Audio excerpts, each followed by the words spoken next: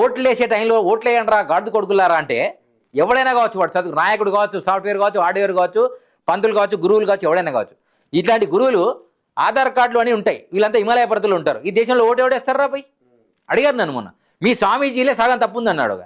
స్వామీజీలందరూ కొన్ని లక్షల మంది స్వామీజీలు ఉన్నారు కదా తపస్సులో, వాళ్ళందరూ ఓటింగ్ టైంలో ఏ ఏరియాకి వచ్చి ఓటేయాలండి, వాళ్ళు ఏకపోవడం వల్ల ఈ ప్రమాదం జరుగుతుంది కదా, వాళ్ళందరూ ఓటేయండి ఆ ఓటింగ్ టైం అడిగారు. కరెక్ట్ వాడు చెప్పేది.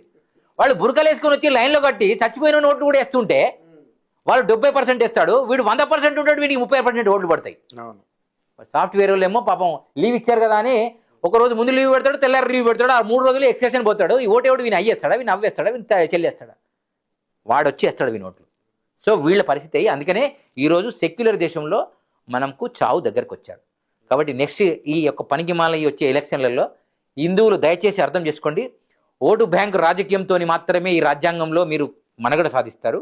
ఈ 85% ఉంటే హిందువులను మీరు రక్షించాలంటే హిందూ నాయకులను ఎన్నుకోండి, హిందూ పార్టీని ఎన్నుకోండి, హిందూ పార్టీని పెట్టే ప్రయత్నం చేయండి. హిందూ గురువులలో కొంతమందిని మీరు రక్షించుకోవాలి.